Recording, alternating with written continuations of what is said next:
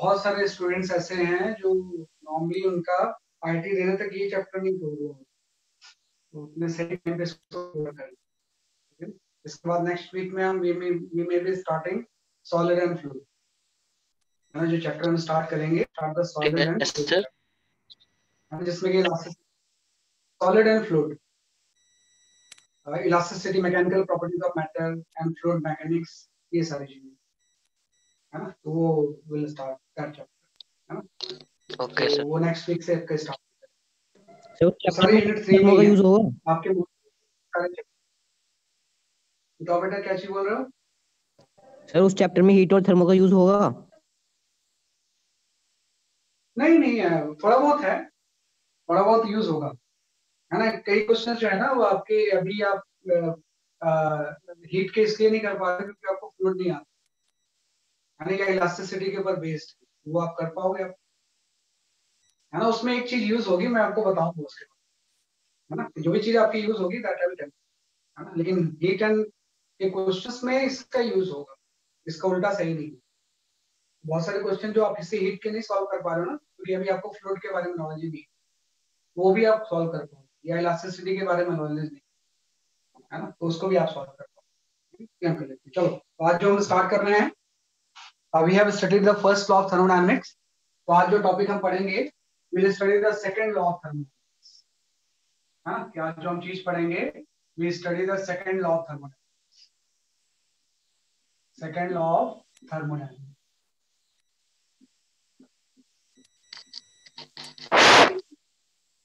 Last class में आपने cyclic process पढ़ा था, उसके बाद भी study the second law of thermodynamics. तो अब ध्यान रखना, जो सेकंड लॉ है इसके दो स्टेटमेंट होते हैं, है ना, कि जब भी हम सेकंड लॉ पढ़ते हैं ना, तो इसके बेसिकली दो स्टेटमेंट। पहला जो स्टेटमेंट होता है उसको हम बोलते हैं कैल्विन प्लैंक स्टेटमेंट। पहला जो स्टेटमेंट होता है, this is known as a Kelvin Planck statement, कि भाई सेकंड लॉ ऑफ थर्मोडायनेमिक्स का कैल्विन प्लैंक स्टेटमेंट। तो कैल्विन प्लैंक स्टेटमेंट के अकॉर्डिंग सिंपल सा है कि whole of heat can never, statement जाते हैं कि whole of heat, right, can never be converted into one.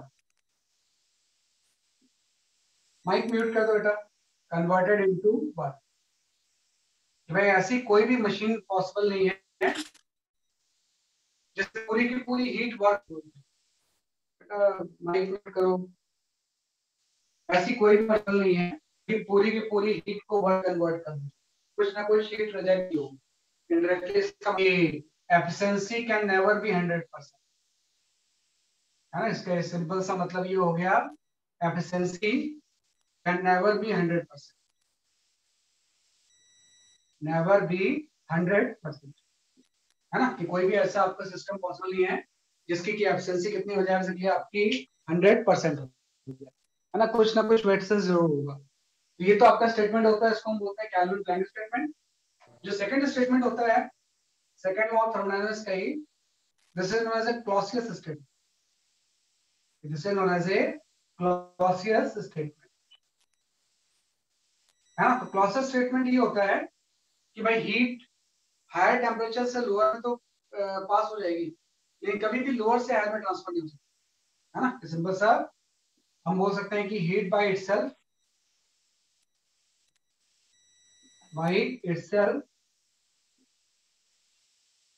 Can never,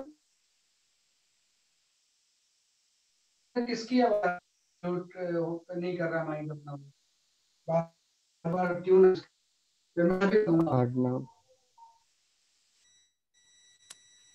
है ना। बेटा अर्णव क्या कर रहे हो आप ये?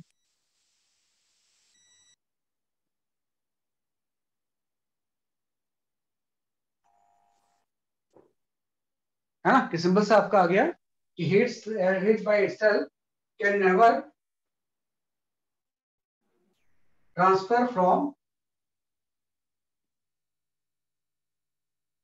Right, lower to higher temperature, lower to higher temperature,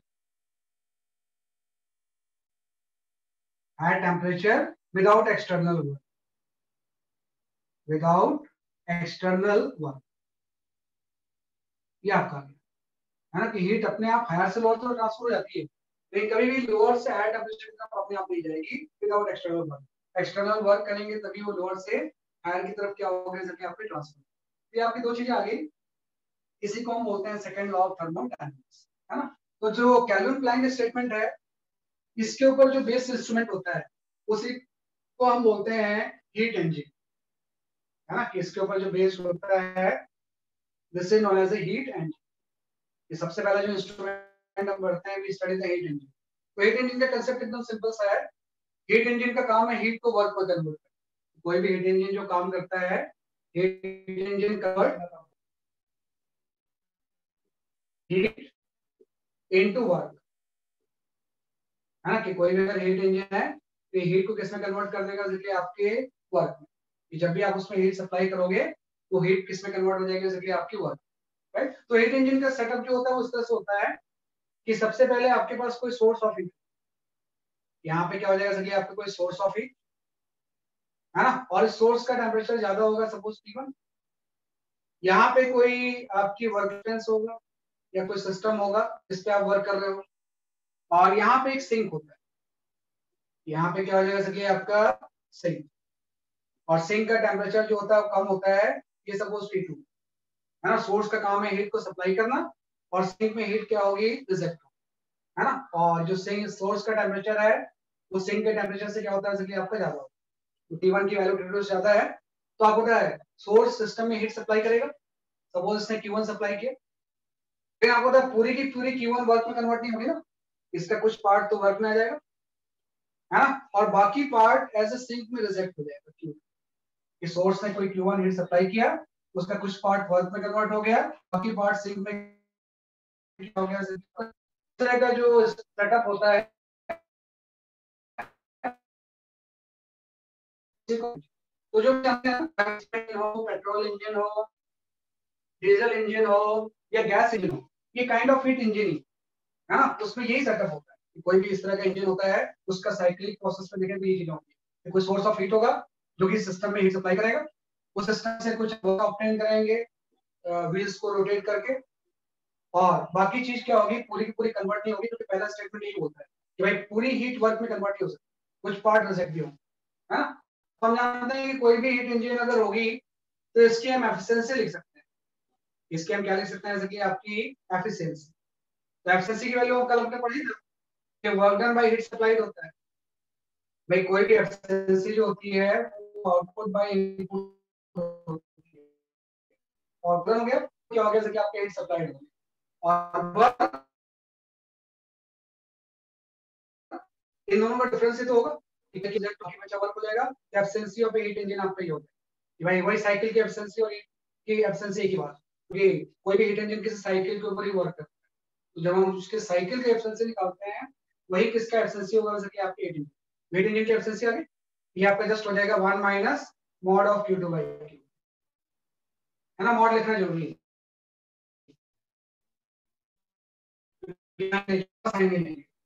इस तरह के apparatus को हम बोलते हैं हीट इंजन, जो कि वर्क करता है केल्विन प्लैंक स्टेटमेंट। एफिशिएंसी की क्या होगी, जैसे कि आपकी Q। ऐसे ही आपका एक और apparatus है, उसको हम बोलते हैं हीट पंप, जो कि प्रोसेस स्टेटमेंट के ऊपर वर्क करता है। जो सेकंड चीज हम यहाँ पढ़ते हैं, आप ही स्टडी द हीट पंप, है ना। कि जो सेकंड स्टेटमेंट हम यहाँ पढ़ते हैं, we study the heat pump, है ना। ये हम यहाँ पढ़ते हैं, जैसे कि आपका हीट पंप, है ना। तो आप देखना हीट पंप, या इसी को हम कई बार रेफ्रिजरेटर बोलते हैं। हीट पंप या रेफ्रिजरेटर सेम चीज होती है। हीट पंप रेफ्रिजरेटर क्या होगा, तो हीट पंप का काम ये है कि हीट अपने आप लोअर से हायर में तो जाएगी नहीं, है ना। तो वर्क करना पड़ेगा, तो हीट पंप यही काम करता है। हीट पंप का सिंपल सा काम ये है कि heat pump transfer heat from right lower temperature to higher temperature, lower temperature to higher temperature, higher temperature. कोई भी अगर हीट पंप या रेफ्रिजरेटर है, या पे एसी है, एसी रेफ्रिजरेटर ये सारी हीट पंप ही होते हैं। तो एसी का काम क्या है, कि भाई जहाँ पे टेम्परेचर लोअर है वहां से हीट को बाहर रिजेक्ट करता है।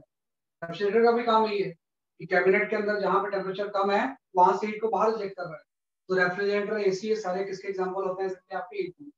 तो अगर हीट पंप का हम इस तरह से डायग्राम बनाए तो हीट पंप का डायग्राम आपका इस तरह से हो जाए, है ना, कि भाई आपका पर्पज ये है कि यहाँ पे एक हायर टेम्परेचर है, इसी को हम सोर्स बोल लेते हैं, है ना। इसका टेम्परेचर आप T1 ले लो, यहाँ पे कोई वर्किंग साइकिल है और यहाँ पे आपका कोई सिंक हो, और सिंक का टेम्परेचर जो है वो सपोज आपका T2 है ना, और T1 की वैल्यू जो है वो T2 से ज्यादा है। ये हाई टेम्परेचर पे है, लोअर टेम्परेचर पे है। तो हीट पंप का काम ये है कि यहाँ से हीट एक्सट्रैक्ट करके किसी Q2 अमाउंट की उसको यहाँ पे रिजेक्ट करना, है ना। इसका उल्टा है, उससे हीट से वर्क हुआ, Q2 रिजेक्ट होगी। अब इसका काम ये है कि यहाँ से कोई Q2 हीट सब्ट्रैक्ट करेगा, उसको यहाँ सोर्स तक पहुंचाएगा, from lower to higher temperature. तो अपने आप तो होगा नहीं, इसकी के लिए आपको कुछ वर्क करना पड़ेगा, है ना। इसके लिए आप क्या करोगे, कुछ वर्क करोगे, जो कि कंप्रेसर लगा होता है। कि जो भी रेफ्रिजरेटर या एसी में कंप्रेसर होता है वो यही तो वर्क है कि एसी का काम है लोअर टेम्परेचर से हायर टेम्परेचर को हीट को शिफ्ट करना। लेकिन अपने आप होगा नहीं, उसके लिए कंप्रेसर कुछ वर्क है ना। तो कुछ वर्क करोगे तो यहाँ से यहाँ पे क्या होगा, आपका शिफ्ट। तो जैसे आपने यहाँ पे डिफाइन किया कि हीट इंजन की एफिशिएंसी होती है ना, हीट इंजन की एफिशिएंसी होती है, वैसे हम यहाँ पे एक टर्म डिफाइन करते हैं किसी हीट पंप का, उसको हम बोलते हैं कोएफिशिएंट ऑफ परफॉर्मेंस या सीओपी। यहाँ पे आप एक टर्म डिफाइन करोगे, we call it as a coefficient of performance, है ना। कि इसी को क्या बोलते हैं, इसलिए आपका सीओपी, कोएफिशिएंट ऑफ परफॉर्मेंस या सीओपी, है ना। इसका सिंबल जो होता है वो बीटा होता है ना, कि कोएफिशिएंट ऑफ परफॉर्मेंस सीओपी, इसका सिंबल क्या होता है, इसलिए आपका बीटा। तो जो कोएफिशिएंट ऑफ परफॉर्मेंस होगा, देखो इसमें भी पर्पस वही होता है कि कोएफिशिएंट ऑफ परफॉर्मेंस का मतलब भी ये है कि आपको निकालना है आउटपुट बाय इनपुट, जैसे एफिशिएंसी होती है। लेकिन आपको पता है यहाँ पे जो आउटपुट है ना वो हीट का एक्सट्रैक्शन है, कि भाई जितना ज्यादा आप हीट निकालोगे सिंक से उतनी ज्यादा आपका एसी इफेक्टिव हो। तो यहाँ पे जो आउटपुट है वो हीट का एक्सट्रैक्शन Q2, और इसके लिए आपने इनपुट क्या किया, ये तो रिजेक्ट हो गया। आप जितना ज्यादा यहाँ से हीट एक्सट्रैक्ट करोगे सिंक से उतनी ज्यादा ये इफेक्टिव होगा। तो आउटपुट तो Q2 है, और इसके लिए इनपुट आपने क्या किया, वर्क किया। तो आउटपुट बाय इनपुट ही इसकी क्या हो जाएगी, कोएफिशिएंट ऑफ परफॉर्मेंस या बी। और वर्क की वैल्यू हम जानते हैं कि यहाँ से Q2 आया, यहाँ से W आया, तो जो Q2 प्लस W होगा यही तो Q1 हो जाएगा कंजर्वेशन ऑफ एनर्जी के अकॉर्डिंग। यहाँ से Q2 आया, यहाँ से वर्क आया, इन दोनों का सम एज ए Q1 चला जाएगा। तो यहाँ से वर्क की जो वैल्यू हो जाएगी वो आपकी हो जाएगी जैसे कि आपकी Q1 माइनस Q। तो जो कोएफिशिएंट ऑफ परफॉर्मेंस बीटा होगा ये आपका हो जाएगा Q2 by Q1 minus Q, है। तो ध्यान रखना ये कोएफिशिएंट ऑफ परफॉर्मेंस, इसी को हम क्या बोलते हैं, जैसे कि आपका सीओपी, है ना। तो बेसिकली आपको जस्ट इसकी डेफिनेशन जाननी है। एडवांस के सिलेबस में तो ये सब चीजें नहीं, लेकिन मेंस में आपसे पूछा जाता है। एडवांस के सिलेबस में ये बहुत ज्यादा सेकंड लॉ ऑफ थर्मोडायनामिक्स नहीं है, लेकिन मेंस में आपसे आपसे हमेशा पूछा जाता है कि कोई हीट इंजन है तो उसकी एफिशिएंसी कितनी होगी, और अगर कोई हीट पंप या रेफ्रिजरेटर है तो उसका कोएफिशिएंट ऑफ परफॉर्मेंस कितना होगा। तो इसी फॉर्मूले से उसको हम क्या करेंगे, इसलिए आपका कैलकुलेट विद लॉ से। Sir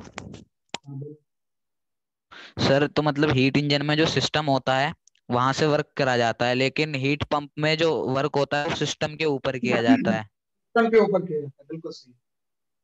yes sir. Heat pump में जो सिस्टम पे वर्क करते हैं हम इसमें, मतलब देखो कोई भी चीज आउटपुट का मतलब ये हो गया कि आपका एसी कितना इफेक्टिव होगा। अगर वो रूम से ज्यादा हीट को बाहर ले जाए तो आउटपुट का मतलब आपको जितना ज्यादा Q2 एक्सट्रैक्ट करेगा उतना ज्यादा एब्सेंट होगा। तो Q2 यहाँ पे हम आउटपुट ले लेते हैं, और इनपुट उसके लिए आपने क्या दिया, वर्क कर दिया, हाँ? तो उसके लिए कोएफिशिएंट ऑफ परफॉर्मेंस की डेफिनेशन क्या होती है, डिफरेंट है। यहाँ पे आउटपुट क्या है, जो वर्क हम ऑब्टेन कर रहे हैं, और उसके लिए इनपुट आप क्या दे रहे हो, Q1 है। तो मतलब चीजें सेम है, बस आउटपुट इनपुट की डेफिनेशन चेंज है, इसलिए इसको हम अलग नाम देते हैं, कोएफिशिएंट ऑफ परफॉर्मेंस एंड ये आपका गैस।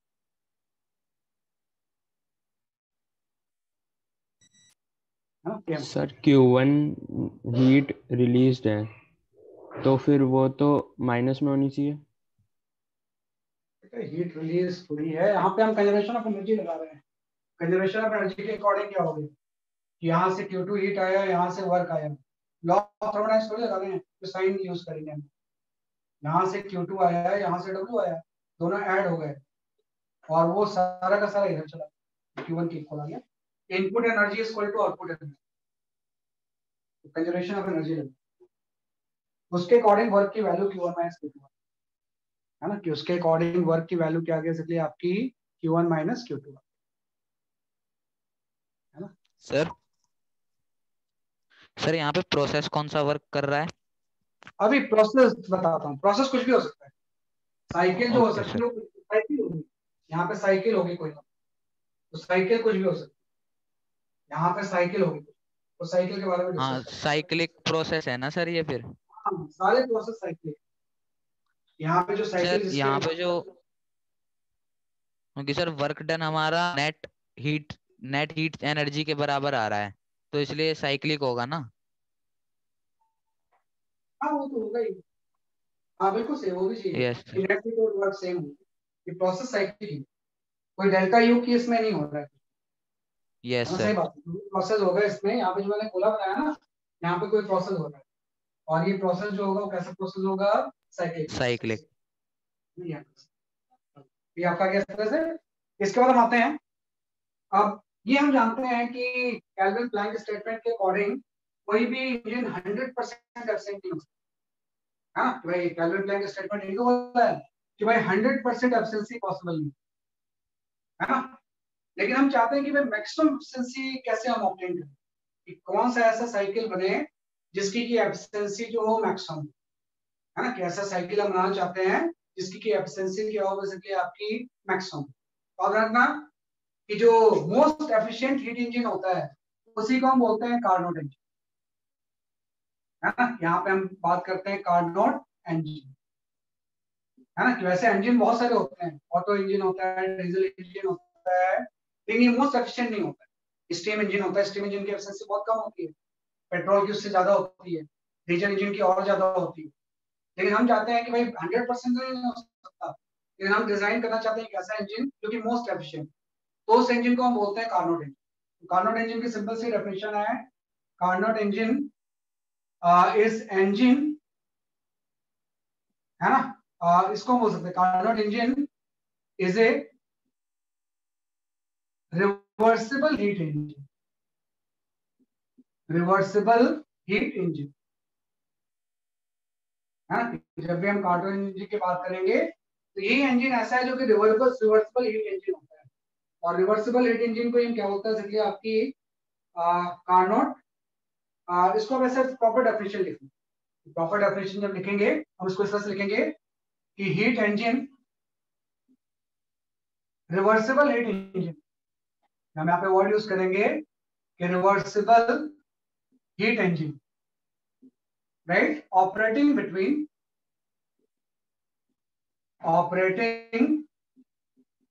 बिटवीन टू टेम्परेचर,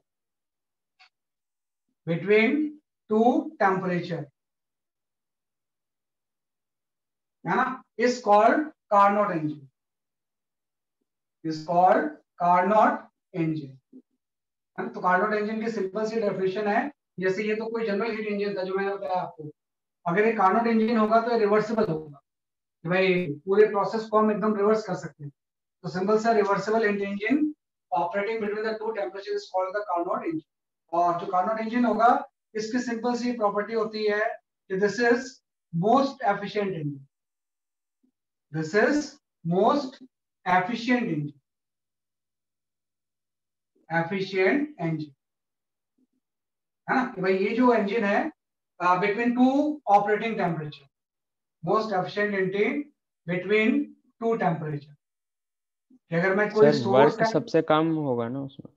अभी अभी तो उस पे आएंगे, वेट करो, कि this is most efficient engine between two temperature, भाई दो टेम्परेचर के बीच में जो मोस्ट एफिशिएंट इंजन होता है वो कौन सा इंजन होता है, कि आपका कार्नोट है ना, ऑब्वियस बात है रिवर्सिबल होगा, तो इससे ज्यादा किसी इंजन की एफिशिएंसी पॉसिबल नहीं, 100% तो हो नहीं सकती है, लेकिन फिर हम चाहते हैं कि भाई मोस्ट एफिशिएंट इंजन कौन सा होगा, तो उसी इंजन को हम बोलते हैं जैसे कि आपकी कार्नोट इंजन, है ना, किसी भी particular source and sink temperature के लिए इससे ज्यादा एफिशिएंट इंजन नहीं हो सकता। आपकी कार्नोट इंजन कैसा होगा ये जानने की कोशिश करते हैं, तो हम सिंपल से बोलते हैं कि जो कार्नोट इंजन is based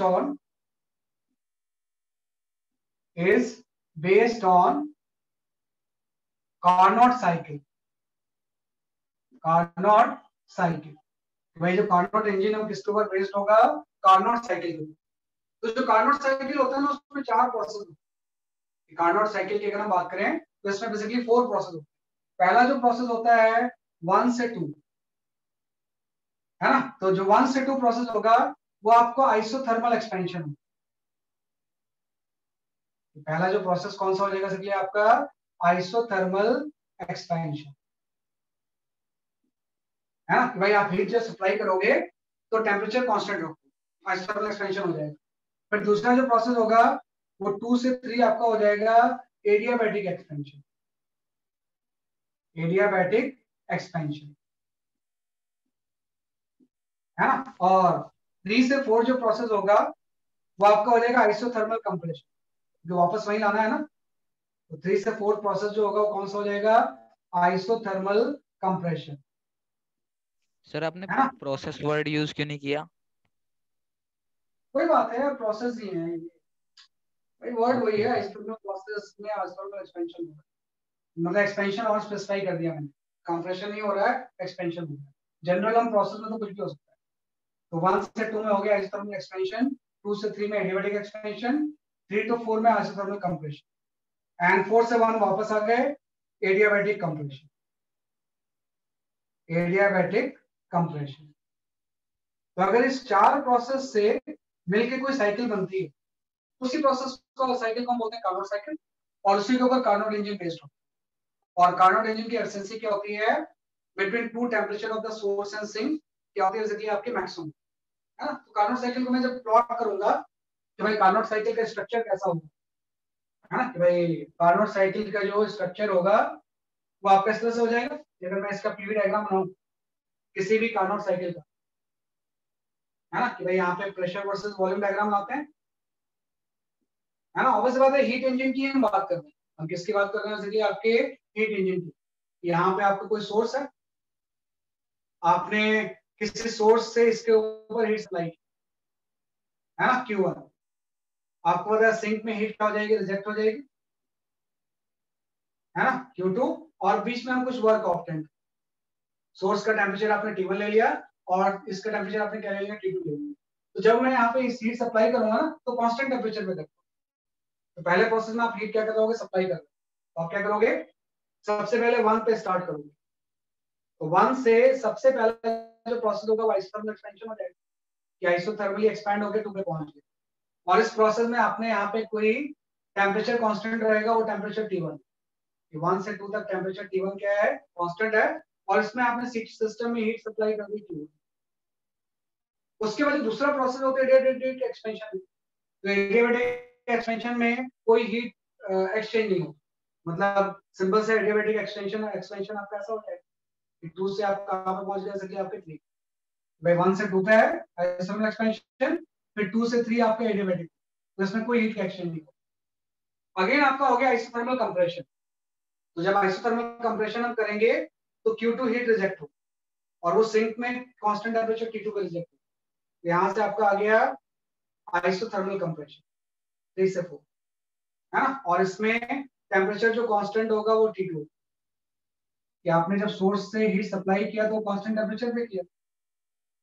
फिर जब ये रिजेक्ट भी हीट जो हो रहा है वो सिंक के कांस्टेंट टेम्परेचर T2 पे होगा और सिस्टम से बाहर आपकी हीट निकल गई Q2, है ना? और इसके बाद 4 से 1 वापस वहीं पे जाना। तो 4 से 1 आपका हो गया एडियाबैटिक कंप्रेशन। 4 से हम कहां पे पहुंच गए? बेसिकली आपके 1। तो ये जो साइकिल होती है कि आइसोथर्मल एक्सपेंशन हो, एडियाबैटिक एक्सपेंशन हो, आइसोथर्मल कंप्रेशन हो, एडियाबैटिक कंप्रेशन, तो ये जो साइकिल होती है इसी को हम बोलते हैं कार्नोट साइकिल। और इसी की इसमें एफिशिएंसी की वैल्यू क्या होती है? मैक्सिमम। वैसे एफिशिएंसी का जनरल फॉर्मूला हम जानते हैं कि एफिशिएंसी की वैल्यू हो जाएगी 1 माइनस आपका Q2 by Q1। अभी आपने पढ़ा है कि भाई किसी भी हीट इंजन की एफिशिएंसी तो होगी वर्क बाय हीट सप्लाई। तो ये अल्टीमेटली हो जाएगा 1 माइनस Q2 by Q, है ना? तो मेनली लेकिन वही चीज है कि आपको थोड़ा सा एक कार्नोट साइकिल की एफिशिएंसी का फॉर्मूला डिराइव करना होगा, है ना, कि कार्नोट साइकिल की एफिशिएंसी कितनी होती है, इसका फॉर्मूला हम डिराइव कर देंगे, क्योंकि ये तो जनरल फॉर्मूला है भाई। कोई भी हीट इंजन है, चाहे वो कार्नोट इंजन हो, चाहे ऑटो इंजन हो, चाहे पेट्रोल इंजन हो या डीजल इंजन हो, है ना, सबका एफिशिएंसी का फॉर्मूला तो यही होगा। लेकिन कार्नोट साइकिल को फर्दर हम कैसे करें भाई, इस Q2 बाई Q1 को हम टेम्परेचर के टर्म्स में कैसे लेके आए, उसका एक डेरिवेशन होता है ना। तो वो थोड़ा सा ध्यान रखना कि कार्नोट साइकिल की एफिशिएंसी का डेरिवेशन आपको आना चाहिए, कि किस तरह से इस फॉर्मूले को हम क्या करेंगे, डिराइव करेंगे। तो एकदम आसान सी चीज है। आप देखो 1 से 2 आइसोथर्मल एक्सपेंशन, तो आपको आइसोथर्मल एक्सपेंशन भी तो निकालना है कितना होगा Q1। तो आप Q1 जानते हो कि भाई आइसोथर्मल एक्सपेंशन में Q1 जो होगा वो W1 के इक्वल हो जाएगा, और W1 की वैल्यू जो होती है वो होती है nRT ln of V2 by V1। तो 1 से 2 में जो आपने हीट सप्लाई किया होगा Q1, नंबर ऑफ मोल्स आप n ले लो, जो भी गैस किया होगा एज ए वर्किंग सब्सटेंस, वो 1 है, n है। R आपका हो गया, कितना टेम्परेचर कांस्टेंट है, T1, है ना। और वॉल्यूम हम एज्यूम कर लेते हैं कि 1 का वॉल्यूम जो है वो V1 है एंड 2 का जो वॉल्यूम है वो V2 है। तो यहाँ से nRT ln ऑफ क्या हो जाएगा कि आपका V2 बाई। तो आपने 1 से 2 में इतना हीट सप्लाई किया भाई, 2 से 3 में तो कोई हीट एक्सचेंज हुआ ही नहीं क्योंकि एडियाबैटिक प्रोसेस है। अब 3 से 4 में निकालते हैं भाई, 3 से 4 में कितना हीट रिजेक्ट होगी Q2, है ना, कि कितना हीट क्या होगी, जैसे कि आपके रिजेक्ट होगी Q2। तो Q2 इक्वल टू जो होगा वो आपका W2 हो जाएगा। ये आप ले लो 1 W12 W23 W34, क्योंकि 3 4 ही कौन सा प्रोसेस है, जैसे कि आपका आइसोथर्मल। इसमें वही चीज है कि सेम फॉर्मूला हम यूज करेंगे, एंड आर अब टेम्परेचर T2 हो गया, ln ऑफ यहाँ का वॉल्यूम आपने V3 ले लिया, और इस जगह का जो वॉल्यूम है आपने कितना लिया, जैसे कि आपका V3, तो ये आपका ln of V4 by V3 हो, है ना, कि ln ऑफ क्या होगा, जैसे कि आपका V4 बाई V3 आ गया। ये आपका Q1 आ गया, ये आपका Q2 आ गया, है ना। और अगर Q1 एंड Q2 पता है तो हम एफिशिएंसी निकाल सकते हैं। अगर आपको Q1 एंड Q2 पता है तो we can find out the efficiency, कि इस पूरे प्रोसेस की एफिशिएंसी आपकी कितनी हो। यहाँ से अगर हम एफिशिएंसी देखें तो जब मैं इस फॉर्मूले में पुट करूंगा तो आप ध्यान रखना मॉड लेना है आपको, इस मॉड से बड़ी इंपॉर्टेंट चीज है। आप देखो ये Q1 तो पॉजिटिव ही है क्योंकि V2 की वैल्यू V1 से ज्यादा है, तो लॉग के अंदर 1 से ज्यादा वैल्यू पॉजिटिव है। लेकिन यहाँ पे V4 की वैल्यू V3 से कम है ना। इस डायग्राम में अगर हम देखें तो V4 की वैल्यू लेस देन V3, तो ये टर्म नेगेटिव है। लेकिन एक बार नेगेटिव ले लिया फिर तो आप पॉजिटिव ही करके करोगे ना, तो उसको उल्टा करना। याद रखना कि यहाँ पे Q1 की वैल्यू तो सही है पॉजिटिव, लेकिन Q2 इसके अकॉर्डिंग नेगेटिव है। लेकिन हम नेगेटिव पुट करेंगे तो बीच का साइन तो प्लस हो जाएगा, तो हम इसको पॉजिटिव करेंगे। पॉजिटिव करने के लिए हम इसको उल्टा करेंगे। तो जैसे मैं यहाँ पे लिखूंगा ना कि भाई इसकी एफिशिएंसी कितनी होगी, एकदम ध्यान देना आप इसमें, तो अदरवाइज कभी आप इसको ड्राइव नहीं कर पाओगे, है ना। ये सारे प्रोसेस थे ये तो हम जानते हैं। तो आप जब इसके ये लिखोगे तो Q1 तो पॉजिटिव ही है, आप Q2 का यहाँ पे मॉड लो, तो Q2 को जैसे आप पॉजिटिव करोगे इसकी वैल्यू आपकी आ जाएगी nRT2 ln of V3 by V4, है ना। तो मॉड लेंगे तो नेगेटिव वैल्यू को किसमें कन्वर्ट कर देंगे, पॉजिटिव। अब सही है, जब मैं एफिशिएंसी लिखूंगा ये आपका हो जाएगा 1 माइनस Q2 बाई Q, यहाँ पे Q2 आ गया ln of V3 by V4 भाई T1 आ गया ln ऑफ बेसिकली आपका V2 बाई V1 क्या फर्क है कि आपने उस फॉर्मूला पुट करके एफिशिएंसी निकाल दी। इसको उल्टा करना चाहिए, है ना, अदरवाइज आपको जनरेटर क्या हो जाएगा, क्या फर्क है। तो ये आपकी इस साइकिल के क्या हो गया, जैसे आपकी एफिशिएंसी। लेकिन अभी भी सेल्फ जो चीज है ना कि आपको तो जो फॉर्मूला चाहिए वो टेम्परेचर T1 एंड T2 में ट्रांसफर, आपके में वॉल्यूम नहीं आना चाहिए फॉर्मूले में। तो ये कार्नोट साइकिल की एफिशिएंसी जो है ना सिर्फ temperature of source and sink के ऊपर डिपेंड करती है, बाकी क्या फैक्टरों से कोई फर्क नहीं, है ना। कि कार्नोट साइकिल की जो एफिशिएंसी है सिर्फ सोर्स एंड सिंक के किसके ऊपर डिपेंड करेगी, टेम्परेचर पे। तो उसके लिए हम क्या करेंगे, आप एडियाबैटिक प्रोसेस के ऊपर ध्यान। तो ये सारी चीजें तो आपने आइसोथर्मल के लिए है, अब हम एडियाबैटिक प्रोसेस पे आते हैं। भाई एडियाबैटिक प्रोसेस की डिटेल हम जानते हैं कि कोई भी प्रोसेस अगर एडियाबैटिक है, लाइक एडियाबैटिक प्रोसेस सबसे 2 से 3 आ गए, तो 2 से 3 में आपको होता है ये हो जाएगा T1 इंटू V2 गामा -1। भाई TV gamma minus one constant होता है ना, इक्वल टू आपका हो जाएगा T2 into V3 gamma minus one, है ना। ऐसे ही 2 3 आपका एडियाबैटिक है और एक आपका 4 1 एडियाबैटिक है ना। तो 4 1 में भी देखते हैं, तो 4 1 में आपका आ जाएगा T1 into V1 gamma minus one equal to आपका हो जाएगा T2 into V4 gamma minus one. भाई 2 से 3 के लिए टीवी गामा माइनस वन लगा लिया और 4 1 के लिए टीवी गामा माइनस वन लगा लिया और इन दोनों को आप डिवाइड कर दो। तो जैसे हम डिवाइड करेंगे आपका ये चीज प्रूफ हो जाएगा कि भाई जो V2 बाई V1 इक्वल होगा वो V3 बाई V4 के इक्वल। जैसे दोनों को हम डिवाइड करेंगे तो T1 T1 तो कैंसिल, T2 T2 भी कैंसिल, ये रिलेशन आ यस सर। ये प्रोसेस से आपने ये ऑप्टेन किया। ये एडियाबैटिक प्रोसेस अगर हम यूज करेंगे तो आपका ये रिलेशन, और अगर ये रिलेशन आ गया फिर ये टर्म कैंसिल होगा। भाई V2 by V1 V3 by V4 के इक्वल है तो लॉग भी इक्वल होगा। तो अल्टीमेटली एफिशिएंसी का फॉर्मूला ये है कि कार्नोट साइकिल की जो एफिशिएंसी होती है वो 1 minus T2 by T1। This is the efficiency of A Carnot cycle. क्या यही आपको ड्राइव करना था कि कार्नोट साइकिल में जिस कांस्टेंट टेंपरेचर पे आप हीट सप्लाई कर दो वो अगर T1 है और जिस कांस्टेंट टेंपरेचर पे हीट रिजेक्ट हो रहा है वो अगर T2 है तो उसकी जो एफिशिएंसी होगी वो 1 माइनस T2 बाई T1 होगी। इससे ज्यादा एफिशिएंसी नहीं हो सकती। This is the maximum possible efficiency, this is the maximum efficiency, है ना। इससे ज्यादा कोई भी इंजन ऐसा नहीं हो सकता जो इससे ज्यादा एफिशिएंट हो। 100% तो कोई भी नहीं हो सकता, इवन ये भी 100% नहीं। लेकिन given temperature source and sink के लिए इसकी एफिशिएंसी क्या होगी सकती है आपकी मैक्सिमम। तो इसी को हम बोलते हैं कार्नोट इफेक्ट। तो इस तरह से हम इसको डिफाइन कर सकते हैं। तो ये डेरिवेशन इंपॉर्टेंट है, डेरिवेशन आपको आना चाहिए।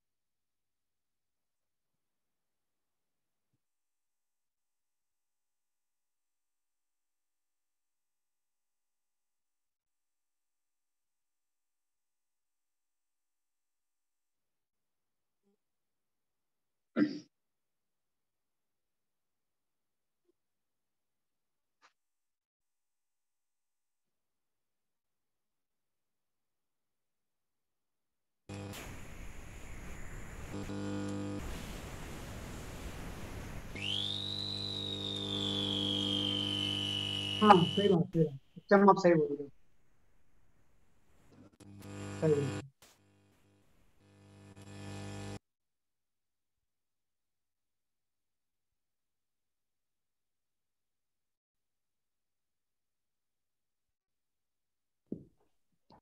Q2 आउटपुट इसलिए है ना क्योंकि Q2 ही उससे हम ऑप्टेन करना चाहते हैं कि कोई भी एसी कितना इफेक्टिव होगा, है ना। जितना ज्यादा वो सिंक से हीट को सोर्स में ट्रांसफर कर दे, है ना। तो आपका जो पर्पस है ना वो है हीट ज्यादा से ज्यादा निकालना सिंक से, जहाँ पे टेम्परेचर कम है, कमरे के अंदर या रेफ्रिजरेटर के अंदर।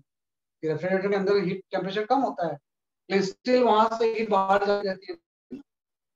तो जितना ज्यादा आप एक्सट्रैक्ट करोगे हीट उतना ज्यादा आपका हीट पंप इफेक्टिव होगा। मतलब आपका आउटपुट जो है उस केस में पर्पस ये है कि हीट एक्सट्रैक्ट करना, तो वो आउटपुट हो जाएगा। उसके लिए आप क्या कर रहे हो, अपने आप तो ऐसा होगा नहीं, तो उसके लिए कंप्रेसर वर्क कर रहा है, वर्क इनपुट हो जाएगा, हीट एक्सट्रैक्शन आउटपुट हो। जबकि हीट पंप में उल्टा होता है कि वर्क आउटपुट होता है और जो हीट हम सप्लाई करते हैं वो इनपुट होता है। दोनों का पर्पस अलग अलग है, इसलिए उसमें दो चीजें हमने डिफाइन की।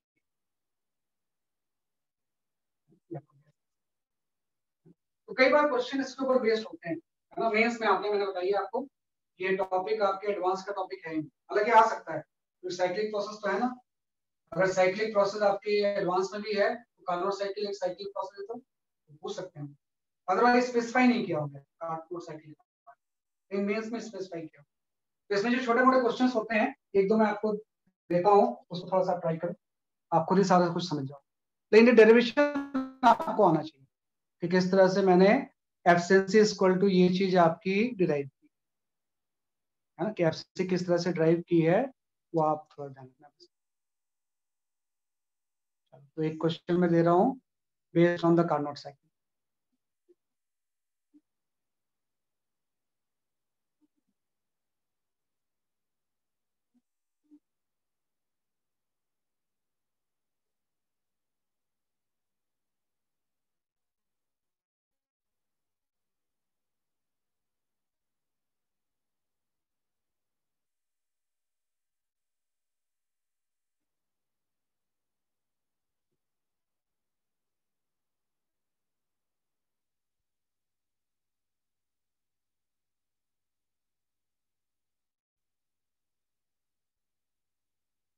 ओके, अभी मैं करता हूँ.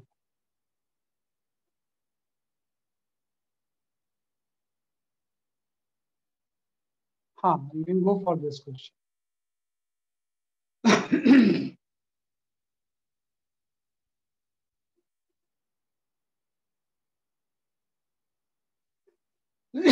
कोई नहीं, बोर्ड आपको जब इस क्वेश्चन के बाद आप देख लेना. I will not drop.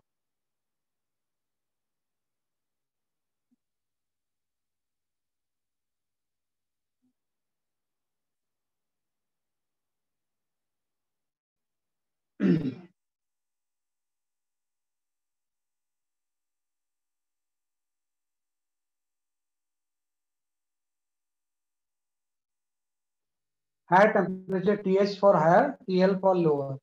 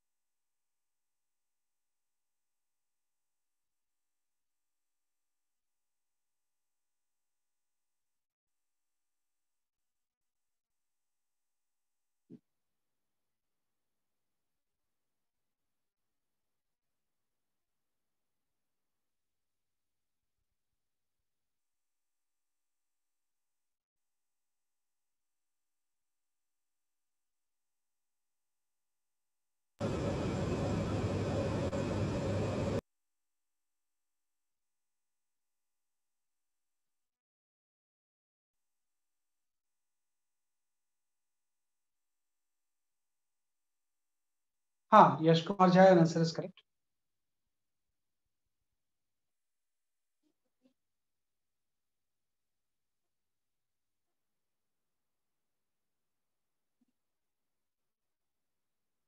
हाँ, कार्नोट अगर इंजन है तो एफिशिएंसी मैक्सिमम ही होगी बिटवीन टू टेम्परेचर. आदित्य सही है आपका आंसर.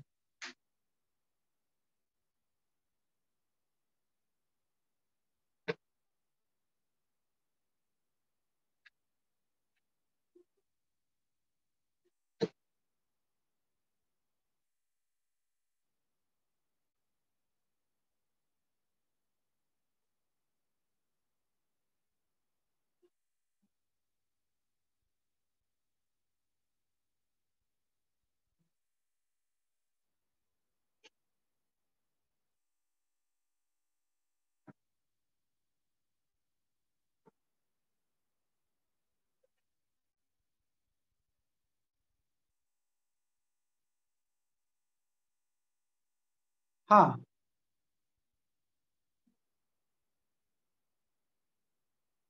हाँ, परसेंटेज में अगर आप लिखोगे ना तो ऑलमोस्ट 65% हो जाएगा.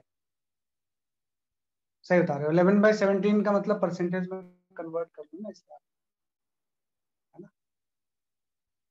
हाँ, भव्या जाना, आपके सारे ऑप्शन सही हैं. प्रणव सही है, आपके सबके सही आंसर. रमेश सही आंसर है. All answer. Yash Kumar Jha, all answer are correct. Dhruv Ayurved आपका भी सही है. सही.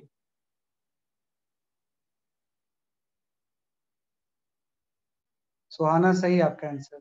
साक्षी सही है.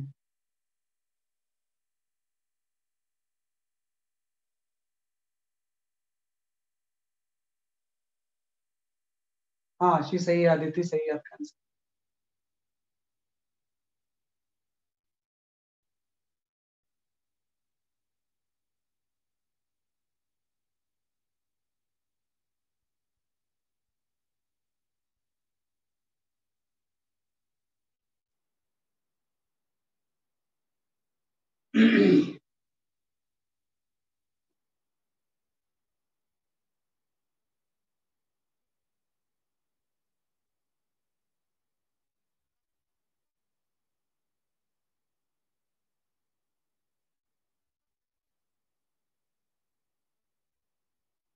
हाँ, I see your answer is correct. I see सही आपका आंसर।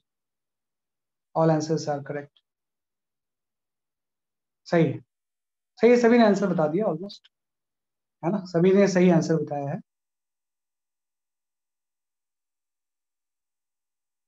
हाँ बिल्कुल बिल्कुल सही। भव्य आप सही बता रहे हो कि एक्सटर्नल वर्क इसलिए करना पड़ता है ताकि सिंक से हीट एक्सट्रैक्ट कर पाए, अदरवाइज तो एक्सट्रैक्ट हो ही नहीं सकता।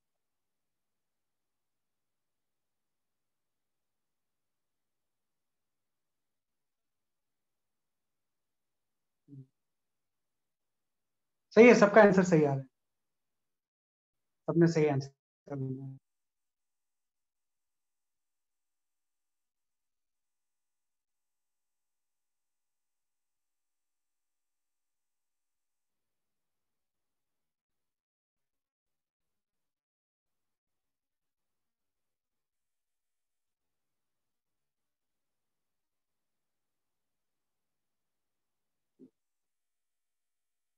सही है, सबका आंसर सही आ रहा है ऑलमोस्ट। सही, आदित्य जोशी सही आंसर है आपका, सबका आंसर सही है। चलो आई विल, मैं इसको एक्सप्लेन कर देता हूँ, है ना। और जिसने स्क्रीन पे कुछ देखना था वो देख भी लेगा, क्योंकि अब मैं रब करूंगा। हम देखो इसमें कुछ नहीं था, ये हीट पंप की तो बात कर रहा था, कार्नोट इंजन वर्क यूज किया इसने। तो अगर कार्नोट इंजन ये वर्क की बात कर रहा है ये, तो इसके एब्सेंस से निकालना तो एकदम आसान है। एफिशिएंसी जो होगी, और तो आपको पता है एफिशिएंसी की वैल्यू हो जाएगी T2 है ना। तो एफिशिएंसी तो इसलिए हम निकाल लेंगे कि 1 माइनस आपका T2 की वैल्यू आपको दी हुई है 300, और ये आपको दिया हुआ है 850। अगर आप परसेंटेज में निकालोगे तो 100 से मल्टीप्लाई। तो एफिशिएंसी की वैल्यू जो होगी वो 64.7 आएगी 65 किलो, 64.7 आएगी 65 किलो। फिर इसने बोला फर्स्ट पार्ट में तो ये आ गया, है ना। सेकंड पार्ट का जो आपका है, इसने बोला इस पूरे में पावर कितना हो, power is equal to work by time ही तो होता है। वर्क इसने बोला 1200 जूल है ना। और टाइम जो है वो मेरे ख्याल से 0.25 सेकंड, है ना। ये 0.25। टाइम लग रहा है 0.25 सेकंड्स में, आपका जो भी हो रहा है वर्क, ये 0.25 सेकंड्स में हो रहा है ना। ये जो टाइम है वो भी आपको दिया हुआ है ना, 0.25 सेकंड्स में हो रहा है। तो इससे आपका पावर आ गया, तो पावर की वैल्यू आपकी हो जाएगी 4800 वॉट। आपका 4800 है ना। और इसके बाद अगर एफिशिएंसी आपको 65% पता है तो Q1 आ जाएगा, क्योंकि एफिशिएंसी इक्वल टू हो जाएगी 0.65, और ये हो जाएगा वर्क बाई Q1। यहाँ से Q1 निकालोगे, हाँ, और एक बार Q1 पता है तो Q2 भी आ जाएगा, क्योंकि Q1 एंड Q2 का डिफरेंस ही तो वर्क होता है ना। Q1 एंड Q2 का जो डिफरेंस होता है वो क्या होता है, सिर्फ आपका वर्क होता है। तो ये 4800 आ गया।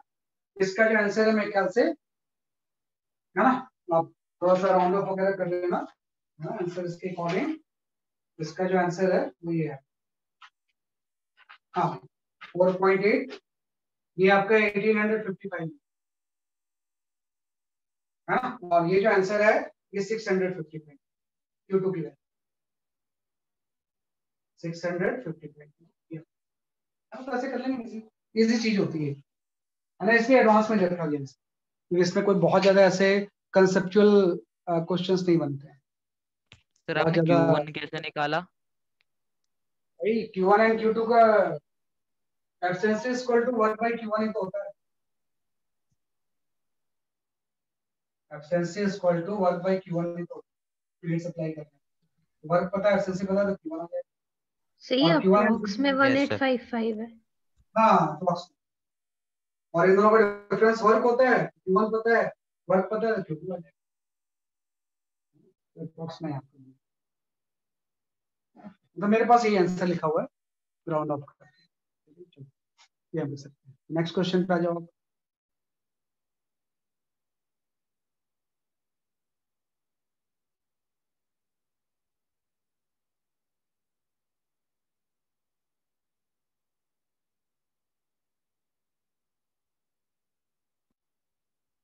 इसके बाद एक थ्योरी बस आपकी और बचती है, एक दो क्वेश्चन करने के बाद में उस पर आ जाता हूँ।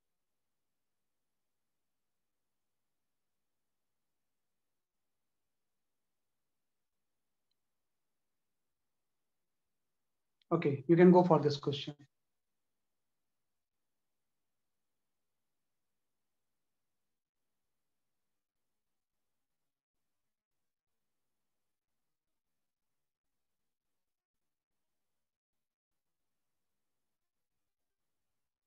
है ना 16.7 किलोवाट आवर है, KWH है वो, एच इसमें लिखा हुआ है, वो ध्यान रखना कि किलोवाट तो वर्क की डेफिनेशन नहीं होती है ना, KWH है वो, किलोवाट आवर।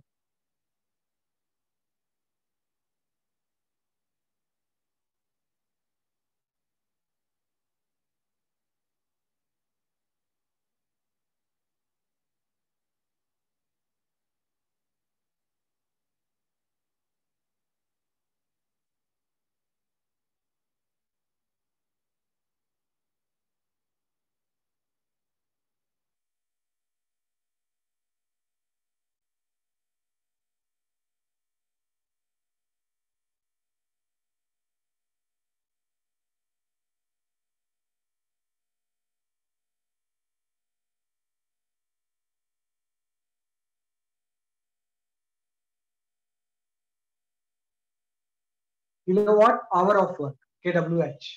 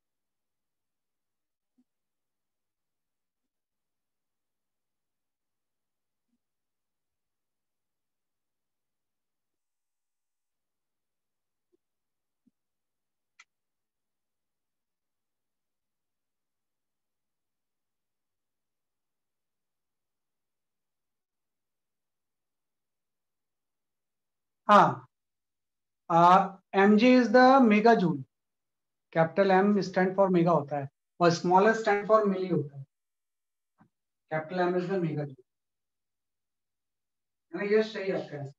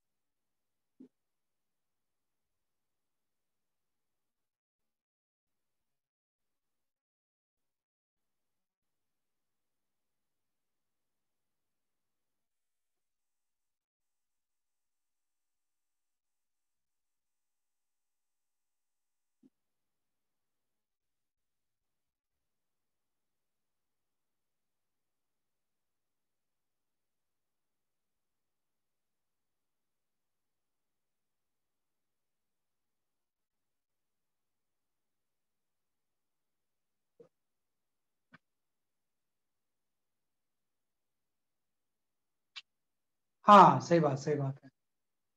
हाँ काफी लोगों के सही है, मैं चेक कर। ध्रुव आर्मी सही है, आईसी सही है, भव्या सही है, रमेश सही है ना? सही है, सही है। हाँ सही है, रमेश सही आंसर है। सुहाना सही है, स्निग्धा इज करेक्ट, प्रणव सही है। मेगा जूल का मतलब 10 पावर 6 हो जाएगा ना? सही है, सही है आपका, इसका क्लेम फॉल्स है। पीयूष शाह सही बोल रहा है उसमें कि भाई जो इसका क्लेम है दैट इज योर फॉल्स, है ना? किसका जो क्लेम है वो क्या है, वैसे कि आपका फॉल्स है। आपने भी सही बोला है कि भाई उसके अकॉर्डिंग वर्क नहीं हो सकता है, उससे ज्यादा वर्क तो हो ही नहीं सकता है। साक्षी मिश्रा सही है आपका, सही बता रहे हैं। देखो, कुछ नहीं है, आप एफिशिएंसी दोनों निकाल लो कि भाई जो इन्वेंटर क्लेम कर रहा है उसकी एफिशिएंसी कितनी है ना? जो इन्वेंटर क्लेम कर रहा है उसकी एफिशिएंसी जो हो जाएगी वो वर्क अपॉन हीट सप्लाई हो जाएगी, है ना? तो वर्क उसने जो ऑप्टेन किया है वो 16.7 किलोवाट आवर की है, तो 16.7 इंटू 10⁻³ वाट में कन्वर्ट हो गया, आवर से मल्टीप्लाई कर देंगे ना, तो 60 इंटू 6 सेकंड, क्योंकि जूल में चाहिए होगा ना आपको आंसर। आपका जो वर्क होगा वो जूल में आप निकाल दो, आपका आंसर ये आ गया इस तरह से, है ना? कि भाई आप सबसे पहले आपने ये ले लिया, भाई कितना हीट आपने सप्लाई किया, 110 मेगा जूल। मेगा मतलब 110.6 हो जाएगा इंटू 100। तो इससे इसकी एफिशिएंसी ना ऑलमोस्ट 55% आ रही है ना? इसकी एफिशिएंसी जो अप्रोक्सीमेटली आ रही है वो आ रही है 55%। इन्वेंटर की एफिशिएंसी 55% है, उसने जो क्लेम किया है। लेकिन हम निकालेंगे मैक्सिमम एफिशिएंसी हो कितनी सकती है इसकी। मैक्सिमम एफिशिएंसी होती है कार्नोट इंजन की, based on the Carnot cycle जो आपने बताया वो एफिशिएंसी आपने पढ़ा हुआ है। ये आपका होता है 1 - T2/Q, है ना? तो 1 - T2 की जो वैल्यू होगी वो आपका 212 हो गई, भाई T1 जो हो गया वो 415 हो गया इंटू 100, है ना? तो ये एफिशिएंसी जो आ रही है वो 49% एन मैक्स, है ना? मतलब मैक्सिमम 49 से ज्यादा हो ही नहीं सकता, लेकिन वो जो क्लेम कर रहा है वो 55 करता है, वो गलत, वो फॉल्स क्लेम है। ये जो क्लेम है वो कैसा होगा, इसलिए आपका फॉल्स। फिर कोई भी इंजन कार्नोट से ज्यादा एफिशिएंट नहीं हो सकता है ना? ये इसका जो क्लेम है वो कैसा है, जैसे कि आपका फॉल्स है ना? Claim is false. सही बोल रहे हो, सही बात। चलो एक सर क्वेश्चन हम और ये कर नहीं लेते हैं कह इसके सकते ऊपर। अगर W = Q1 - Q2 है जब उसका क्लेम सही है?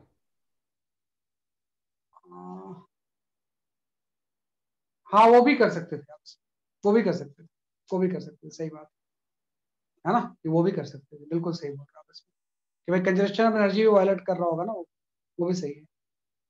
नहीं, कई केस में हो सकता है कंजर्वेशन ऑफ एनर्जी तो वायलेट नहीं कर रहा होगा, लेकिन स्टिल वो कार्नोट से कम होगा, कार्नोट से उसकी एफिशिएंसी ज्यादा हो रही होगी, है ना? तो नॉर्मली वो ज्यादा कार्नोट वाला एफिशिएंसी कंपेयर करना ज्यादा अच्छा है, एफिशिएंसी को कंपेयर करना ओके ज्यादा सर। अच्छा है। तो क्वेश्चन की फ्रेमिंग में गड़बड़ होगी इसमें कि भाई अदरवाइज तो एनर्जी यस तो सर, कंजर्व हीट वाले कितनी से होगी। 0.50। हाँ मतलब वो क्वेश्चन फ्रेम गलत हुआ है, यहाँ एनर्जी कंजर्व तो होना ही चाहिए, है ना? उसके अकॉर्डिंग अगर कुछ वर्क का डाटा अलग है तो वो गलत है ना? नॉर्मली क्वेश्चन जो आएगा उसमें एनर्जी वो कंजर्वेशन वॉलेट नहीं हो, तो आपको एफिशिएंसी को ही करना पड़ेगा, है ना? इसमें हो सकता है कि उसका ध्यान नहीं दिया हो। चलो ये कर लेते हैं क्वेश्चन एक रेफ्रिजरेटर के ऊपर।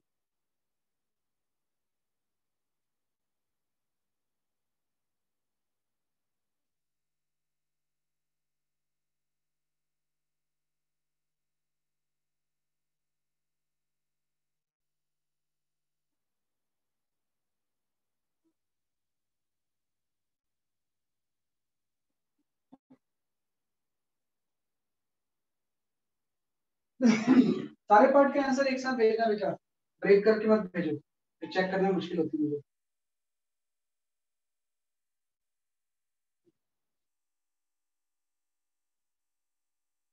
स्टार्टिंग ये बहुत बड़ा है, मतलब कोई हाँ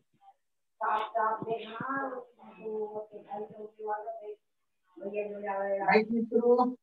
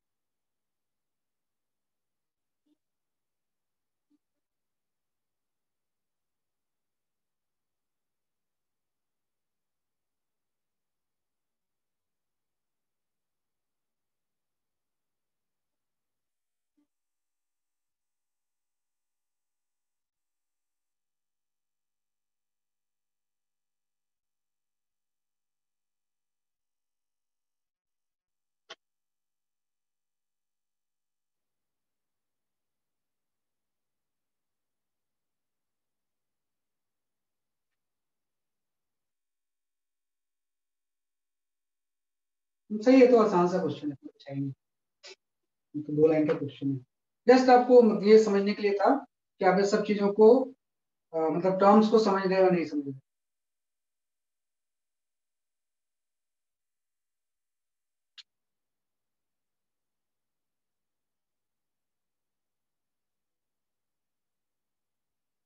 हाँ सही है दिति जोशी, और आंसर इज करेक्ट, है ना, और भी आंसर सही थे।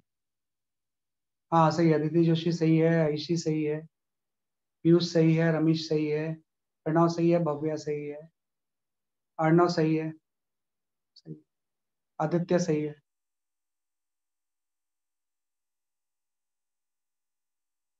सही है, दक्ष सही है आपका आंसर।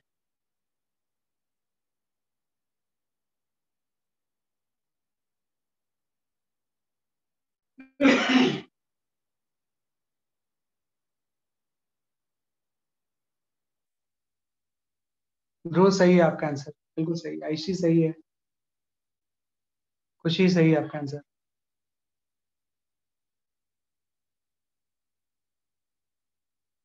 ठीक है ना, सबने सही बताया, तो no need to explain this question, ये तो direct formula based question, Pranav सही है ना, सही है। आगाज सही है आपका आंसर, सही, ओके, है ना, सही आंसर है। चलो इसके बाद में आते हैं, ये तो आपके मेंस का कुछ टॉपिक्स थे जो मैंने बता दिया आपको। अब एक्सक्लूसिव एडवांस का एक टॉपिक पे हमारा है ना, मेंस में भी आ सकता है उसके बाद क्वेश्चन, लेकिन एडवांस भी आता है। ध्यान में थोड़ा सा ये कंसेप्ट आपको जानना होता है, क्योंकि थर्मोडायनेमिक्स है ना, मैकेनिक्स भी इसमें इन्वॉल्व होती है, तो बहुत सारे मैकेनिक्स से रिलेटेड इसमें क्वेश्चन आपसे पूछे जाते हैं, तो जो आप इसमें डिस्कस करोगे, तो हम यहाँ पे एक कंसेप्ट पढ़ते हैं, we study the spring loaded piston, spring loaded piston, है ना, ये काफी एक इंपॉर्टेंट है, we study the spring loaded piston. देखो अब तक जो सिलेंडर एंड पिस्टन पढ़ते आ रहे थे ना, तो आप एकदम ध्यान देना कि सबसे पहले अगर मैं सिलेंडर पिस्टन का अरेंजमेंट लिखूं, तो ये मेरा सिलेंडर एंड पिस्टन का अरेंजमेंट है ना, कि हॉरिजॉन्टल सिलेंडर है, इसमें एक पिस्टन लगा हुआ है, और इसके अंदर कोई भी गैस फिल्ड है ना, जब आप इस तरह से हीट सप्लाई करोगे इसे, तो ये पिस्टन एक्सपैंड होगा, पिस्टन राइटवर्ड मूव करेगा, और ये प्रोसेस ऑफ कोर्स आइसोबैरिक है, जो भी ये प्रोसेस होगा ना, जब ये इधर से इधर मूव करेगा, सपोज यहाँ से यहाँ का यहाँ पे आ गया, है ना, तो process will be the isobaric.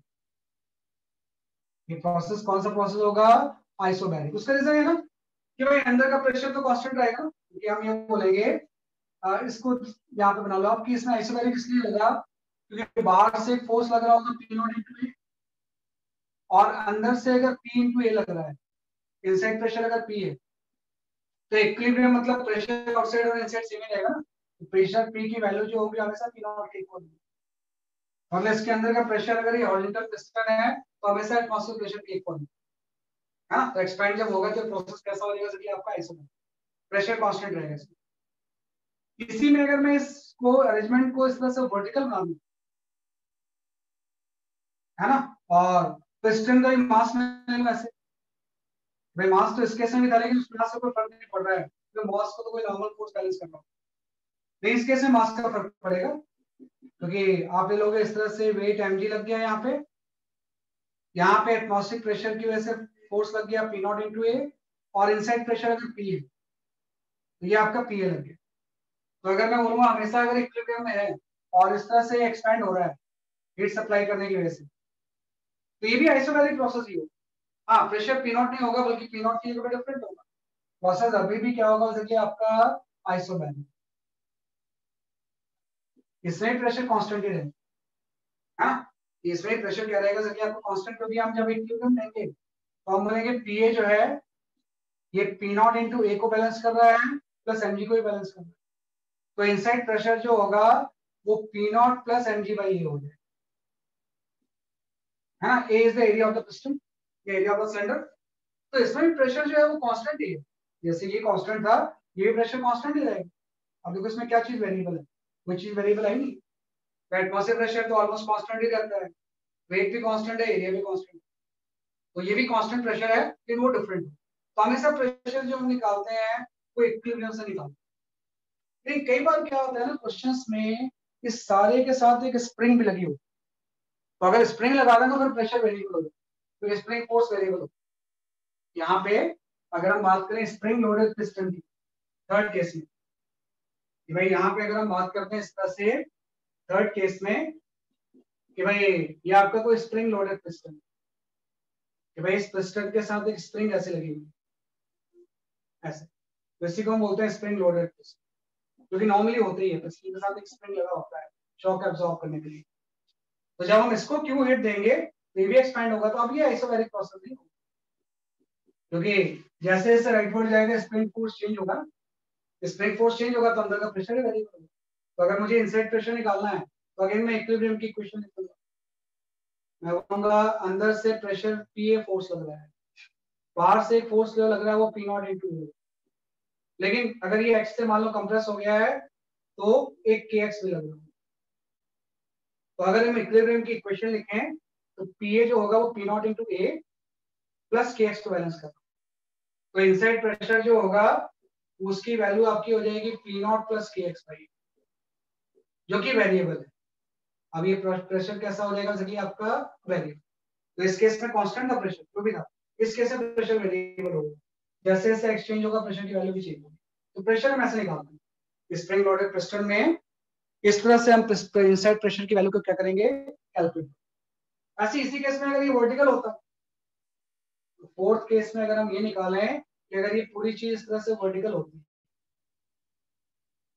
है ना, कि भाई एक आपका पिस्टन है इससे आपकी स्प्रिंग लगी हुई है और ये पूरी चीज अगर वर्टिकल है, इसके अंदर गैस आपने फिल कर दिया है ना, तो अब इस बात है ये इस तरह से एक्सटेंड होंगे, तो इसमें एक mg का टर्म एक्स्ट्रा आ जाता है, भाई एक वेट लग जाता है यहाँ पे, आपको तो यहाँ से P नॉट इंटू एरिया लग जाएगा,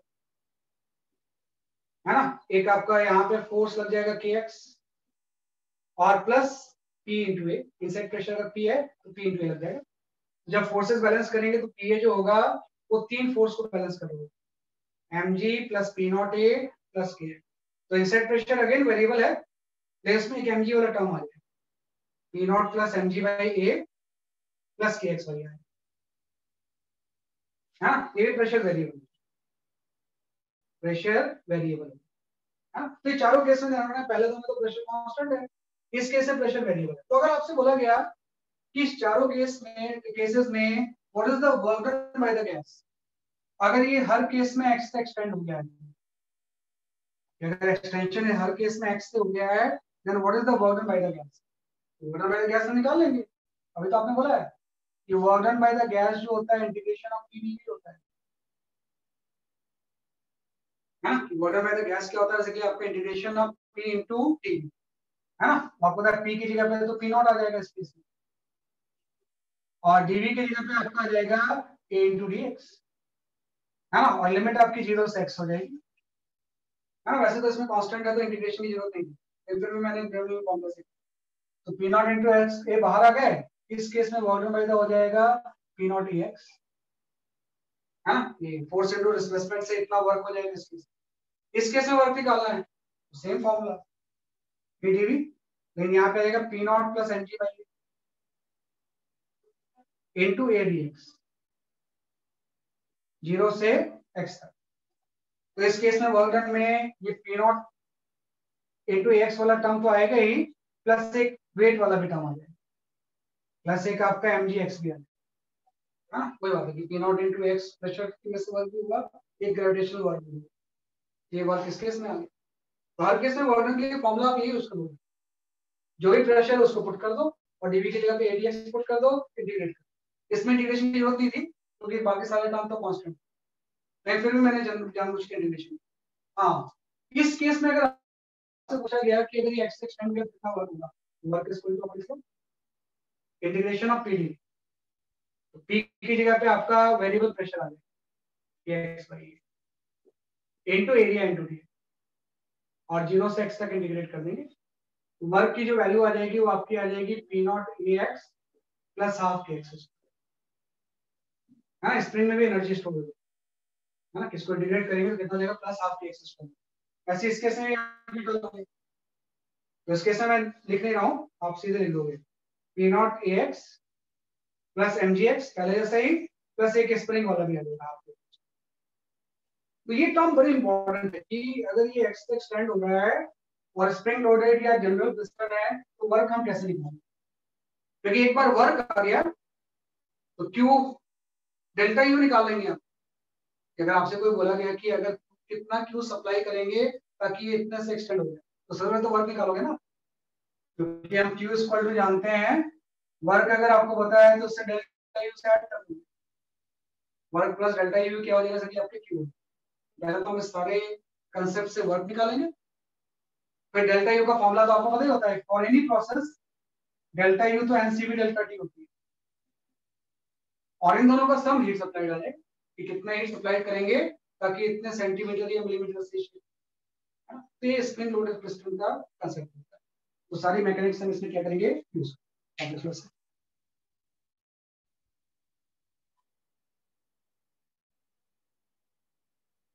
मतलब गैस जो भी वर्क कर रहा है, आप देखो कंजर्वेशन ऑफ एनर्जी वैलिड है, जो भी गैस वर्क कर रहा है वो कहाँ जा रहा है, work done against atmospheric pressure plus spring potential energy. इसमें work done against atmospheric pressure plus gravitational potential energy mgx plus spring potential, है ना, जो भी गैस वर्क कर रही है वो तीन जगह पे डिस्ट्रीब्यूट होगी, कुछ एटमॉस्फेयर के अगेंस्ट वर्क में यूज हो रहा है, कुछ ग्रेविटी के अगेंस्ट वर्क में, उसी को हम ग्रेविटेशनल पोटेंशियल एनर्जी बोलते हैं, कुछ स्प्रिंग फोर्स के अगेंस्ट, उसी को हम बोलते हैं स्प्रिंग पोटेंशियल। तीनों एनर्जी में कन्वर्ट होगी दूसरे समय।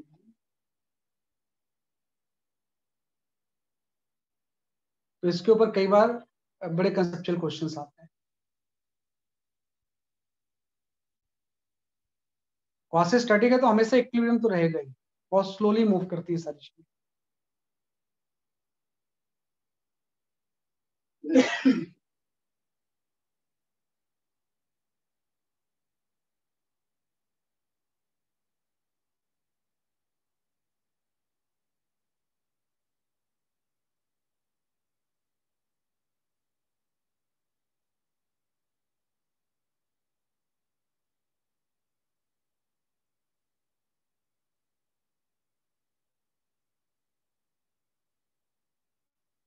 हाँ हाँ, पिस्टन शोइंग डायनेमिक इक्विलिब्रियम, बिल्कुल सही आप बोल रहे हो कि जो पिस्टन है वो डायनेमिक इक्विलिब्रियम में है, बिल्कुल सही। मतलब मूव तो कर रहा है लेकिन कांस्टेंट लॉसेस में, बहुत स्लो, लॉसेस स्टैटिकली मूव कर, तो हमेशा डायनेमिक इक्विलिब्रियम में,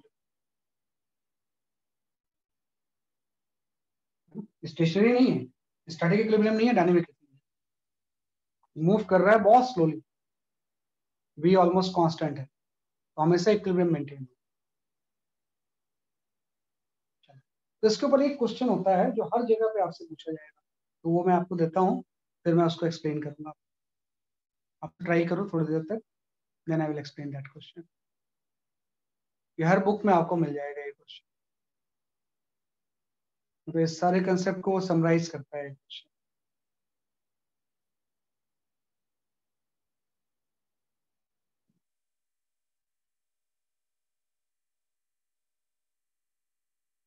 Okay, you can go for this question.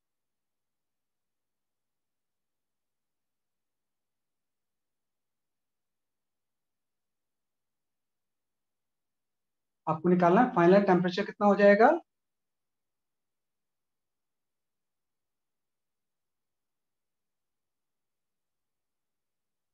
Spring loaded piston का ही।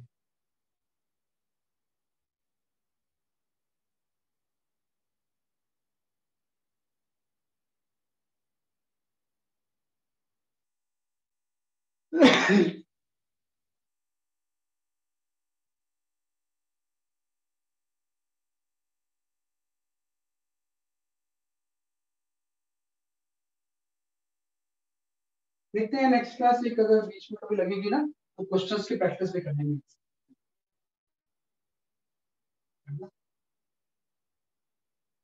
थोड़ा सा और प्रैक्टिस करना जरूरी है इसमें,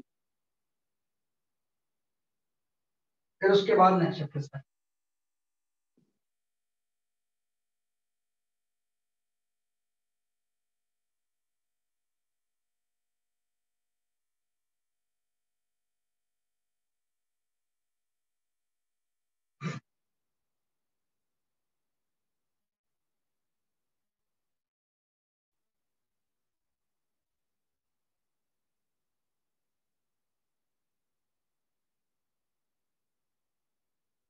नेक्स्ट चैप्टर वो यूज करेंगे फ्लूइड, शायद इलास्टिसिटी एंड फ्लूइड मैकेनिक्स जो है वो आएगा, वो स्टार्ट होगा।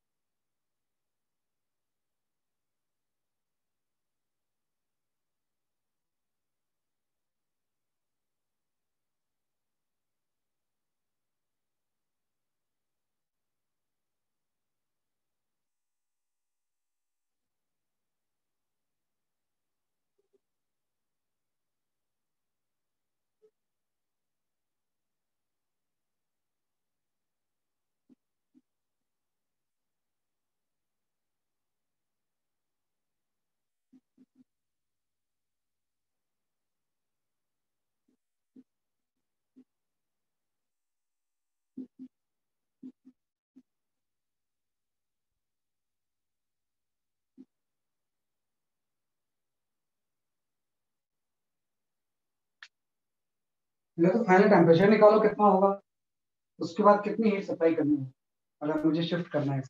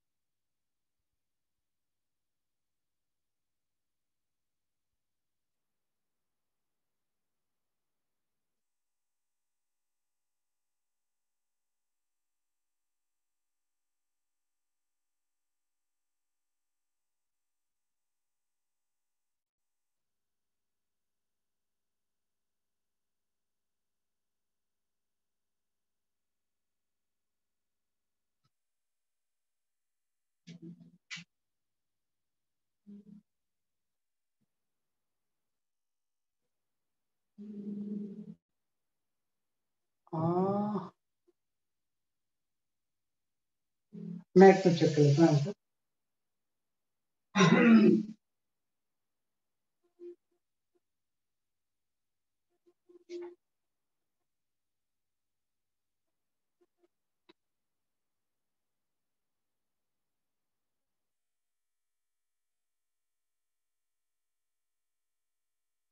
ना अभी आंसर तो सही नहीं आया है, किसी का भी आंसर अभी सही नहीं है। हाँ अमीश साहब का टेम्परेचर सही है, रमीश साहब का फाइनल टेम्परेचर का आंसर सही है। नहीं प्रोसेस एडियाबेटिक नहीं है, इसने बोला कि बाहर की जो चीज है उसमें हीट एक्सचेंज नहीं हो रही। रमेश आपके दोनों आंसर सही हैं। इसने ये नहीं बोला प्रोसेस एडियाबैटिक, लेकिन हीट सिर्फ मतलब किसी मीडियम से हम सप्लाई कर रहे हैं, वैसे कहीं इधर उधर से हीट नहीं जा रही। हीट तो सप्लाई पूछ रहा है ना, तो एडियाबैटिक कैसे होगा?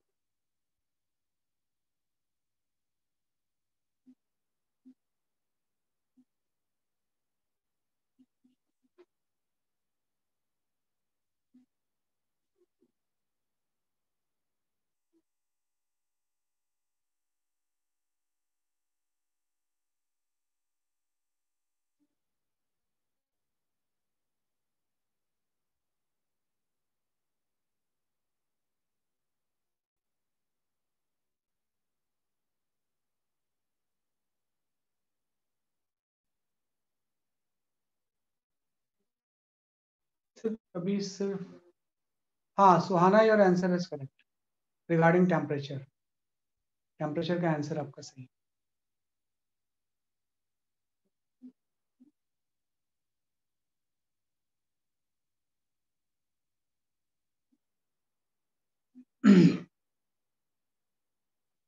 Okay, not much time has been left, तो मैं एक्सप्लेन करता हूँ इसको एकदम पेशेंस के साथ। आप इसको समझना, बहुत सारे क्वेश्चंस में यूज होगा ये, है ना।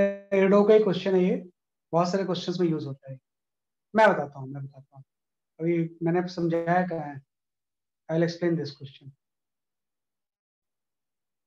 ठीक है, चलो हम इसमें सॉल्व करते हैं। देखो, इसने पहले पूछा हुआ है कि यहाँ पे जब था तो इसका वॉल्यूम इतना था, एरिया इतना है, जब 0.1 एक्सटेंड हो जाएगा तो इसका फाइनल टेम्परेचर कितना होगा। पहले तो हम ये पार्ट निकालते हैं, what is the final temperature, इसका फाइनल टेम्परेचर कितना होगा, ये निकालते हैं। अब देखो इसमें नंबर ऑफ मोल्स तो कांस्टेंट रहेगा ना भाई, आपको पता है n जो होता है वो पीवी बाई आरटी होता है। तो पी चेंज होगा, वी चेंज होगा, टेम्परेचर चेंज होगा, लेकिन n तो कांस्टेंट रहेगा ना। पहले हम ले लेते हैं कि स्टार्टिंग में जो इसका n प्रेशर जो था वो एटमॉस्फेयर के था, क्योंकि अगर स्प्रिंग में कोई एक्सटेंशन नहीं है तो बाहर और अंदर का प्रेशर तो सेम ही होगा ना। तो पहला प्रेशर था 10⁵। पहले इसने वॉल्यूम दिया हुआ है 2.4 इंटू 10⁻³ है इनिशियल वॉल्यूम, भाई आर इंटू टेम्परेचर भी दिया हुआ है। टेम्परेचर की जो वैल्यू है वो आपकी 300 केल्विन है, तो यहाँ से नंबर ऑफ मोल्स भी आ जाएंगे। आर की वैल्यू तो आपको पता ही होती है 25/3 होती है, तो आर की वैल्यू 25/3 पुट करेंगे तो आपका क्या आ जाएगा, है ना। आर की वैल्यू हो सकता है कुछ डी होगी इसमें, है ना, वो आप चेक कर लेना। एन की वैल्यू यहाँ से आ गई, है ना। लेकिन ऑब्वियसली बात है, जब इस पोजीशन से यहाँ पे आएगा ये, तो प्रेशर वॉल्यूम एंड टेम्परेचर तीनों चेंज होगा, लेकिन एन तो नहीं रहेगा ना। तो अब प्रेशर कितना हो जाएगा, अभी आपने पढ़ा है कि अब प्रेशर की जो वैल्यू होगी अंदर में वो P0 प्लस kx/A हो जाएगी। ये तो अंदर प्रेशर होता है, तो प्रेशर P0 प्लस kx/A हो जाएगा। तो P0 तो 10⁵ है, प्लस k इसने 8000 दिया हुआ है, x आपका 0.1 है, और एरिया भी दिया हुआ है, एरिया इज 8 इंटू 10⁻³ ये इसका प्रेशर हो गया। वॉल्यूम कितना हो जाएगा, पहले वॉल्यूम में कुछ वॉल्यूम ऐड हो जाएगा, इतना वॉल्यूम, ये वॉल्यूम और ऐड हो जाएगा। तो पहले जो वॉल्यूम था वो तो आपका था 2.4 into 10⁻³ plus area into L. Area आपका निकाल लिया आपने 8 इंटू 10⁻³ इंटू जितना लेंथ आगे बढ़ा है वो 0.1 है।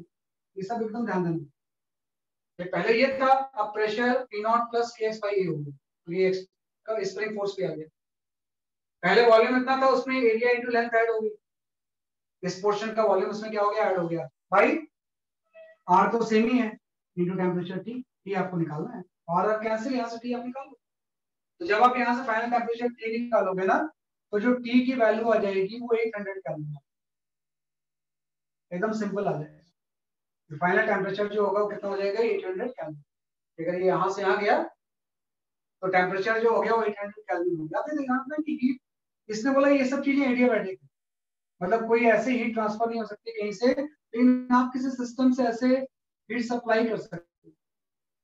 तो इसने बोला कितना हीट सप्लाई करेंगे, बी पार्ट। तो जब आप हीट सप्लाई करोगे तो आपको होता है दो चीजें निकालनी पड़ेगी। फर्स्ट लॉ क्या होगी भाई, heat supplied is equal to हो जाएगा work done into delta U. तो डेल्टा यू तो इजीली आ जाएगा, डेल्टा यू आपका होता है एन सीवी डेल्टा टी। तो नंबर ऑफ मोल्स को हम वहां से निकाल लेंगे कितना होगा फर्स्ट पार्ट से, में कितने नंबर ऑफ मोल्स इसमें होंगे, है ना। सीवी की वैल्यू आपको बताइए कि मोनोटॉमिक है तो 3/2 आर हो जाएगा, और टेम्परेचर चेंज हो गया 800 माइनस 300, टेम्परेचर 300 से 800 हो गया, यहाँ से डेल्टा ही हो गया। वर्क निकाल लेंगे, तो स्प्रिंग लोडेड पिस्टन में अभी आपने वर्क पढ़ा है, P not x plus half के एक्स स्क्वायर, ये तो वर्क होगा। यहाँ से वर्क की वैल्यू आएगी, हाँ, तो पी नॉट 10⁵ है, एरिया आपको दिया हुआ है 8 इंटू 10⁻³ एक्स की जगह पे 0.1 आ गया, प्लस हाफ के एक्स स्क्वायर, ये 8000 है और एक्स की वैल्यू 0.1। तो इस फॉर्मूले से वर्क आ गया, इस वर्क से डेल्टा यू आ गया, दोनों का ऐड कर दोगे तो Q equal to work plus delta U आ गया, ये 720 जूल। तो इसका जो आंसर है heat supplied is the 720 joule, और जो फाइनल टेम्परेचर है वो कितना है, जैसे कि आपका 800 केल्विन है। दूसरा से आप इसको समझो, ये जस्ट मुझे एक्सप्लेन। तो will take one more class for exclusive practice, क्योंकि अभी बहुत सारे ऐसे क्वेश्चंस बचे हुए हैं, थोड़ा सा उसमें आपको ग्रिप आ जाएगी, है ना, तो ग्रिप आना चाहिए। जैसे मैं क्वेश्चन दूं एकदम 5 मिनट के अंदर आपका आंसर आ, नेक्स्ट क्लास में थोड़ा सा और प्रैक्टिस कर लेंगे, उसके बाद मूव टू द नेक्स्ट, है ना, नेक्स्ट चैप्टर उसके बाद हम स्टार्ट करेंगे, लेकिन पहले उसको थोड़ा सा और कमांड में। ऐसे बहुत सारे मैकेनिक्स के क्वेश्चंस होते हैं जो कि आपको आने चाहिए इस चैप्टर, है ना। ठीक है, चलो that's all for today, bye bye.